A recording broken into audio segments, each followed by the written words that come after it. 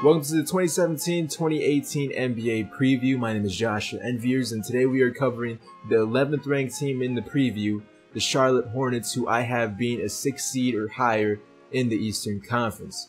Like usual, huge inspiration to Grantland for this series, and also like usual, the series isn't based off of who's going to win a championship. It's simply based off of regular season wins and losses. And last season, the Charlotte Hornets only had a total of 36 wins, and this year I could easily see them being in the 40 range, 44 to 45, tops 45. Last season, Cody Zeller really kind of stepped up for this team. When he was on the floor, this team seemed nice, and when Frank Kaminsky was on the floor, this team didn't seem nice. And unfortunately, Cody Zeller went out with injury last season, and Frank Kaminsky just wasn't the player, or defensively, like Cody Zeller was. Nick Batum and Kemba Walker were nice as well, but honestly, the big reason why I see this Hornets team missing playoffs last season was Jeremy Lin.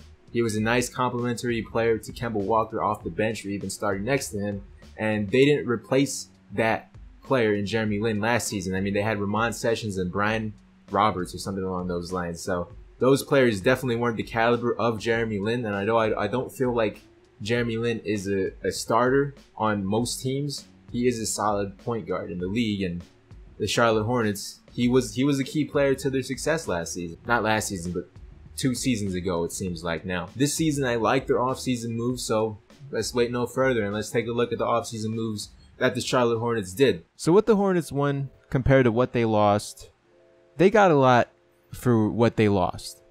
They got Dwight Howard and Michael Carter-Williams, while only losing guys like Marco Bellinelli and Miles Plumlee, along with some backup point guards in Ramon Sessions and Brian Roberts. This was an amazing offseason for the Charlotte Hornets. They also were able to draft Malik Monk, who slipped to all the way to the 11th pick, and Dwayne Bacon with the 40th. Some of you guys may be thinking, Dwight Howard's washed up.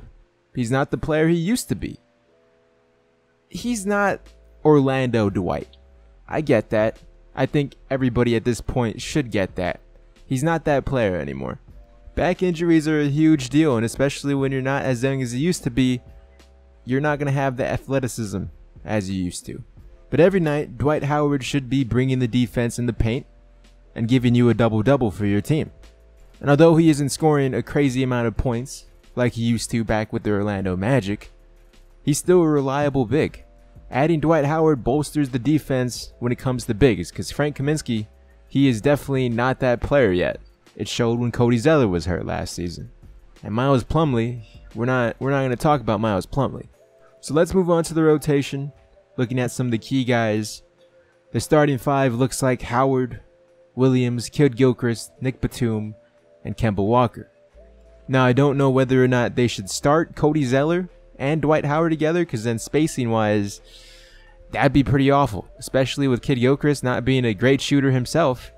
They need to have a guy like Marvin Williams or even Frank Kaminsky step in and be able to stretch the floor. If you take a look at the bench, here are some of the key guys: Zeller, Kaminsky, Lamb, Monk, and Michael Carter-Williams. This was a better bench than they had last season. They're also giving Michael Carter-Williams another chance at redeeming himself as a point guard.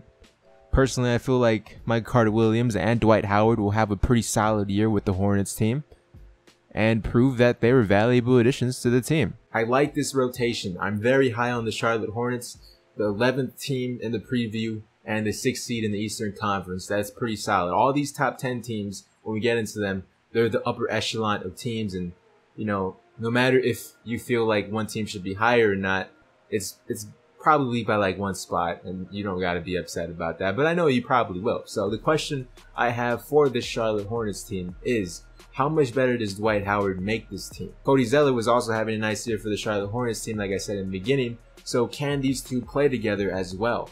Do they start together? Does one come off the bench? What happens? Like I said earlier, I don't think that's going to be the case. You can't have Dwight Howard and Cody Zeller on the floor together, even though if Dwight Howard did say himself last season, he's practicing on those threes. So unless Dwight Howard becomes a 3-point threat, then I could see the possibility of starting Zeller and Dwight Howard, but until he shows it, he's just talking.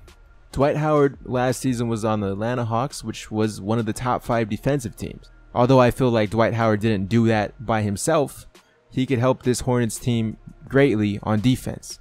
I like the 3 big rotation that the Charlotte Hornets have. Not to mention their guard play. Man, this Hornets team is going to be really fun to watch, or they should be really fun to watch next season. And Dwight Howard alone could help them win a few more games. Like I said in the beginning, I have this team being around a 45 range win team, being a 6th seed in the playoffs or higher. They could definitely be higher in the playoffs, but this is probably the safest bet to have them at, being around a 6th seed, considering last season they were out of the playoffs. This season is going to take a little time for them to gel, but I think they could do it. Let me know in the comment section below, how do you feel about this Charlotte Hornets team? So with that said, if you guys enjoyed this video, be sure to leave a like on it. It's greatly appreciated considering these videos do take a long time to make, long time to render, edit, etc. Before you go, check out some of these other videos on screen right now, featuring the NBA previews past episodes. The link is in the description for the NBA preview playlist in case you want to watch the rest of the series, along with my Twitter. Follow me on Twitter at @Enviers if you want to chat it up about the preview or anything basketball related. I'll talk to you guys in the next one.